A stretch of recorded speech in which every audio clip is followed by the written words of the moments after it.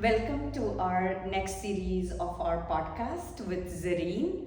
And this is about how we make use of ancient yoga practice in modern lifestyle, how to make most use of it. Who wears multiple hats and she has done a lot of things. She is a certified personal trainer and she also onboards all the yoga teachers at Yoga 6 Campbell, Cupertino and Saratoga, and she has built pretty much all the culture and things that we do around teaching in this studio, a lot of events. So welcome Zareen to this podcast. What yoga brings to you? What does it mean outside the rest of my life? It's like I've been living and not really living purposefully without yoga. So when I first discovered, or when I first took it seriously, I was interested in doing the training just because it was just a curiosity thing. It's helped me with my career, it's helped me with yoga, and it's helped me with everything else. And yoga has given me the tools, the training has given me the tools to stay curious and to be self-aware, observe other people, not react, but observe. It's given me the foundation to live my life to its true purpose, wow. I think. So basically, you come, so you did your undergrad, it seems, in maths, right? Mm-hmm. And then you owned a nail salon. Mm-hmm. And then you navigated towards yoga teacher training. You did it for yourself and then you started teaching. Mm-hmm. So what motivates you more? Like what keeps you interested more? Like hiring teachers, teaching students, or all of them? I don't know. I think the most interesting fulfillment for personal is teaching teachers. I think like entering the teacher training is the most fulfilling. If we're talking about ROI, Yeah, because at Kumar District we have hosted many yoga teacher training, mm-hmm. but ever since you have onboarded, we have had a lot more success onboarding teachers. Mm-hmm. And since you have a leadership background in your tech industry, you probably incorporate yourself in your day job. Yeah, I think that's why I find more fulfillment in doing the teacher training, because it encompasses other things besides just the anatomy and the body, and it's more of like an exchange of how to move your body in an efficient way to get us to the breath and the relaxation at the end, getting interest. But personal fulfillment is always teacher training, because we get to talk about the communication skills, we get to talk about the methods of stepping back and observing yourself, self-awareness, the ancient traditions of chakras, energy work, yamas, niyamas, and all of those tools that make you just a better person. So, tech industry is very fast-paced, very stress-like. Mm-hmm. When and how yoga shows up in your day job? The job that I have is more end of development cycle, so I do have to interact with more people than more chaos. So I think it helps you stop and pause, and again, the observation, the methods of like observation versus reacting, that kind of thing. You get the tools to better recognize the triggers in your own self, but at the end of the day, yoga just teaches you everything is temporary and it's a changing cycle constantly. All of these things at the end don't really matter. And change is the only constant. It's the only constant. So you have to be okay. I think that's really the benefit of yoga and what the teachings have taught us. So you have been teaching yoga for almost like 10 years now. Mm-hmm. What do you have to say about people getting injured? Because we know philosophically, while doing yoga, no one should get hurt. Mm-hmm. Why that happens from a teacher point of view? I think it's culture of the maybe Bay Area textile, but it's also just culture of independence and like that kind of thing in the US. It's a lot of people are goal oriented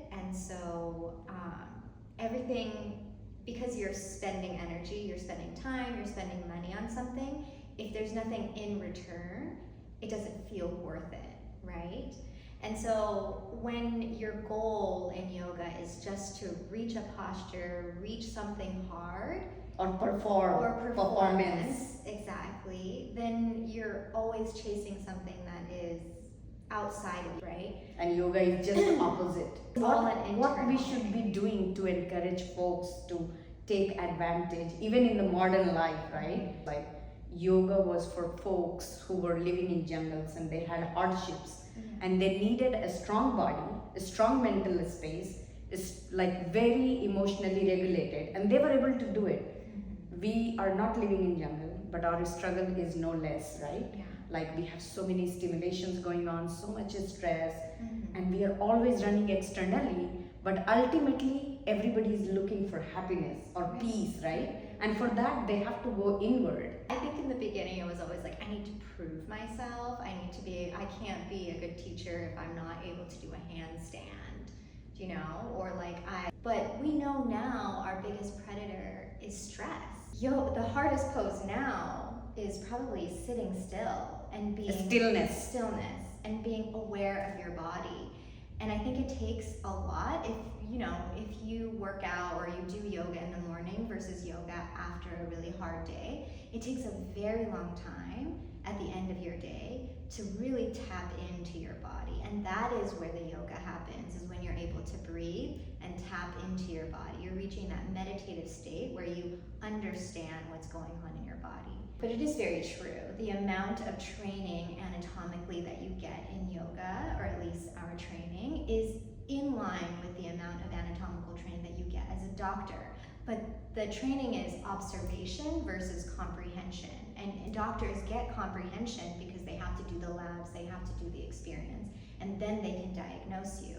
Whereas like a yoga teacher or a certified personal trainer, they can observe you, right? And so all of these years of experience of observing the body, you can tell how long it takes, the beginning of the day versus the end of the day. And that's our biggest goal for yoga now, I think. And I've seen a lot of change over the years. In the beginning, it was all about, how much can I push myself physically? And I think as a society, after all the traumas that we've been through, as a collective, we're finally realizing there is some benefit to slowing down and really tapping in and knowing myself internally. And that's the work that I really want to bring and hope to bring. So if somebody is a yoga 6 members, how would you advise them to take classes so that they get everything, that like they get strength, they get mobility, they get... Have you noticed a difference in how you handle stress now than before you did yoga? If I remember how I was handling stress before, absolutely it has changed. A lot of it used to be external things. What can I do that will help me deal with this externally? Maybe even avoidant, right? And then it stays unprocessed. Now you have the tools to, again, it's all about observing yourself, self-awareness, all of those tools, taking a step back, breathing into it. And again, everybody's different, right? Like some people are able to really feel it in their bodies. I need a lot of talking, sometimes even self-talk too, right? That's helped a lot. How you talk to yourself, how you talk to others, all of those things you just get better and better at. What makes a great yoga teacher based on your experience onboarding so many teachers and training so many teachers so far? Being a student first, you are not there for yourself or proving anything about yourself. You are in fact observing others. Again, it's like what I said earlier about the difference, that you get training diagnosing somebody versus observing them. Your job is just to observe and guide. Yeah. And also understanding not everybody is at the same level. So I think that's the main thing, is how people are able to learn from their students and then adjust themselves. Adjust it, yeah. Even in my experience, sometimes I go to a class and a teacher makes it look like very easy, and after like you are able to land into a difficult pose without even realizing. So definitely, like, understanding a student, not intimidating them, but to enable them is what you're saying, right? I think this is the one thing that I gained a lot from owning a salon is you are in conflict with how people see themselves, what is good for them, and what is reality. So you're conflicting all of those things, and then just allowing them to get to that reality. Even in my own experience, like I used to push people too hard to do certain things, but now I'm at a point where I understand that they have to either realize themselves or they need more time to land there. Like, we're able to see a lot of potential. Yes. And we see a lot of ourselves and others, and I think that's a part of like being observant and self-aware. And you already know how good it can be, but you do have to step back because people have to get there, right? It's intrinsic. It needs to happen on their own. So in your experience, you have been onboarding a lot of teachers. How do you enable a teacher find their own voice rather than trying to copy someone? So how do you enable teachers to have their own personality? With new teachers, like the trainees that we've had recently, I definitely encourage them to get the foundational, right? Like the foundational alignment, cue, and encouragement, and really get that set in, and then explore further, right? Tell everyone you have your own voice and I want to hear it. You have a perspective and I want to hear it. With onboarding experienced teachers, I give them the foundation. We have a lot of really good material of how one should teach each format, and I really appreciate that. But I always say in the onboarding email, this is a guide. It's a guide. It's a nice foundation, but absolutely you have to bring your own variety, and I hope I'm encouraging enough that I want to see your perspective. Yeah. Right. And so basically, with this, keeping their own voice and personality, how does it help the students? Oh, they have a lot of variety. Not everybody is going to like my class that likes another teacher's class. I think I read something recently about why it's important to not have the skill to do everything, because you've got to find your voice. Yeah. Yoga had taught me that it's okay to be not liked. Yeah. And be okay with it. I think like as women too, we are told you must smile, you must look a certain way. Yeah. You have to be everything to everybody. You have to be everything to yourself first. And if you don't even know that voice. Yeah. So moving forward, what teaching had taught you about leadership and how this teaching has helped you? It goes back to everything that we've been talking about. Self-awareness, observation, listening. Being a leader is not about your own agenda. It's about the community, the goal. And you have taught me that a lot because you have your, goals and the community that you want to build. I think you feel good to share it with me often and with others as well. So that helps with leading others, is listening and observing their strengths and then encouraging that. You never want anyone to do something that they're not good at or comfortable with. Yes, I learned that in my tech world. Yeah. I used to work with a manager, and he would teach me that a good leader, they'll not necessarily do everything, but they find the gap and make best out of it, or enable others to achieve that task. And I think I do that in day to day, like as you said, like I always try to gauge which teacher or who is interested in doing what, and I give them a way, and then they are on their own. Yeah, exactly. And that's the success we as a community see it. I think so. Yeah. Like you can see that in the workshops that we offer, the events that we offer. You and I often have this conversation. I observe something in a teacher, you observe something in a teacher, and we say, how about we get them to do? Yes. I think that's and just for viewers, me and Zareen always talk about how yoga aligns with what we are doing, and we try to stick to philosophy We try to send our team members, like, sticking to yoga philosophy, and we are a big cheerleader about yoga, and we believe it, and we incorporate in our own lives too. And that's where this podcast series that we had been talking for a while, and we started so that others can learn too. So, Zareen, if somebody has been thinking about yoga and they have been intimidated to try it out, what do you have to say to them? I get this almost every single time I bring up I teach yoga. I say that's why you go, so that Right. you can learn. Right. And if all you did was lay down and breathe and were present in your body for 5 minutes, you did yoga. Yep. So what would you have to say to folks who does a lot of strength training and they have heard about yoga, they want to do yoga, how they fit in and how can they take advantage of yoga?